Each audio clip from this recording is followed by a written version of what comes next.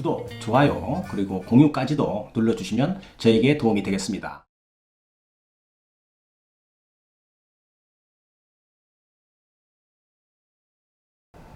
안녕하십니까. 언제나 새로운 소식, 유익한 정보, 그리고 확실한 결론까지로 교통사고 피해자에게 정보를 드리는 유국장TV입니다. 오늘은 교통사고가 나서 병원 치료 중에 정밀검사죠. 즉 MRI를 하는 경우가 있지 않겠어요? 이러한 정밀검사에 대해서 알아보는 시간을 갖도록 하겠습니다.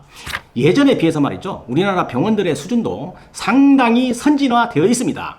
사고 후에 병원에서 치료를 하면서 기본적인 치료에도 환자가 호전이 특별히 없다든가 환자가 통증을 계속적으로 호소를 하게 되면 의사는 정밀검사를 권유하게 되는 것입니다. 대략적으로 치료를 시작한 후에 일주일 정도 지나야 되겠죠. 교통사고 환자들은 대부분 부상 부위가 외상이므로 MRI를 찍는 부위가 한정되어 있습니다.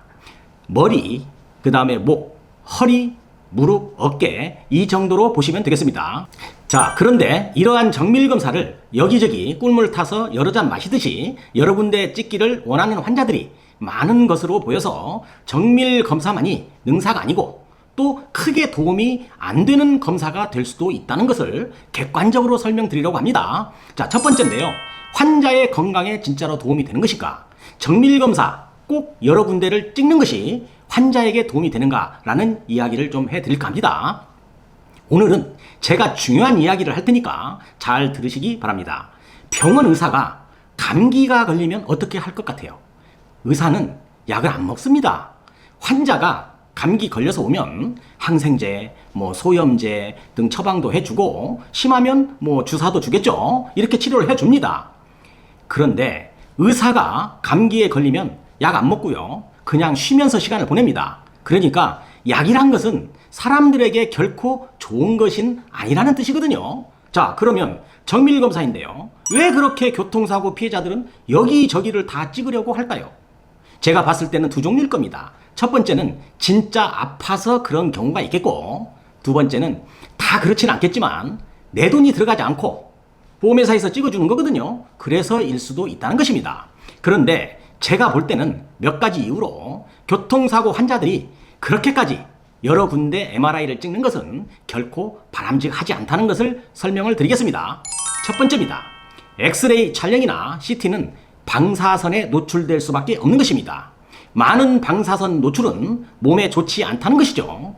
MRI 또한 자기장에 노출되면서 몸에 무해하다고는 합니다. 그러나 이로울 것도 없다는 의견도 있는 것입니다.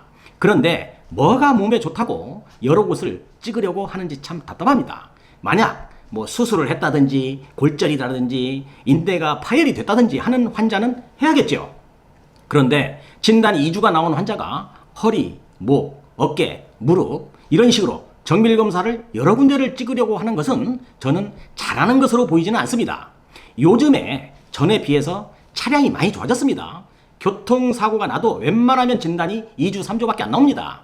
가능하면 많이 아픈 곳, 한 곳 정도 정밀검사 하는 것은 이해가 가지만 여기저기 온몸을 다 해부하는 것처럼 찍는 것은 자제하는 것이 좋겠다 하는 것이 저의 개인적인 생각입니다. 자, 두 번째인데요.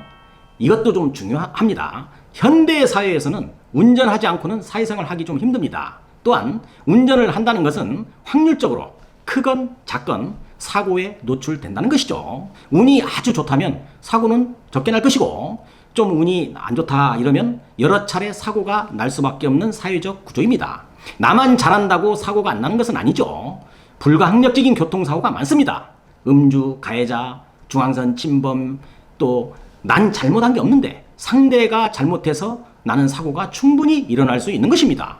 자, 그런데 진단 2주, 3주 발급된 환자가 정밀검사를 온몸 여기저기를 다 한다면 이게 좋은 일일까요?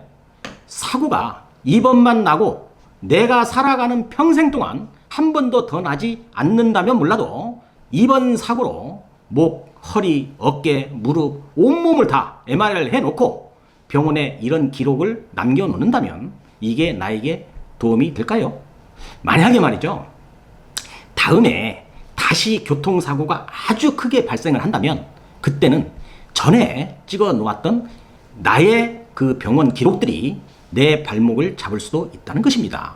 즉, 보험회사에서 기왕증으로 몰아갈 수 있다는 거예요.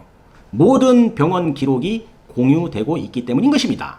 분명히 말씀을 드립니다. 경미한 사고는 욕심을 버리고 정밀 검사는 한 곳 정도가 보편적이지 않나 이렇게 생각을 또 해봅니다. 또 다음을 생각하는 그런 지혜도 필요한 것입니다.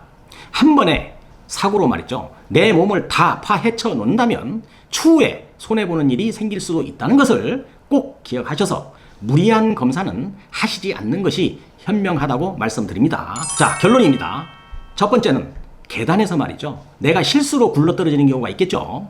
두 번째는 말이죠. 계단에서 누가 나를 뒤에서 밀어서 굴러떨어진다고 생각을 해보세요. 똑같은 조건이라도 어느 쪽이 몸이 더 아플까요? 가해자, 즉 뒤에서 약간 미는 거 있죠. 대상이 있을 때 몸이 더 아프고 그런 겁니다.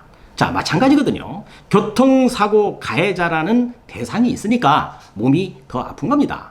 또한 보험회사에서 정밀검사 비용을 대신 대주니까 하고 싶은 것이지, 만약 내가 돈을 내고 찍으라면 그 비싼 비용이죠. 개인병원에서는 뭐 MRI가 40만 원 정도 되고요. 종합병원은 약 한 70만 원 정도 됩니다. 이거 내고 할 사람 많지 않을 겁니다. 위에서 설명을 드렸지만 상담하시는 분들 중에서는 무조건 여기저기 MRI를 많이 하시는 분들이 많다는 것을 알았으며, 과연 정밀검사가 맞는 검사인지, 무슨 도움이 되는 건지, 혹시 의사들만 돈 벌어주는 것이 아닌지 한번 생각해 보는 시간을 가져봤습니다. 자, 어때요? 제가 설명을 쭉 드렸는데 교통사고를 당하신 분들이 이 영상 보시고 정밀검사는 합리적으로 의사와 잘 상의해서 해야 한다는 취지로 설명을 드렸으니 이 영상 참고하시기를 바라면서 오늘 영상은 여기에서 마치도록 하겠습니다. 오늘 또 유국장TV를 시청해 주셔서 감사합니다. 오늘 영상도 도움이 되셨다고 한다면 구독, 좋아요, 그리고 공유까지도 눌러주시면 저에게 도움 되겠습니다. 감사합니다.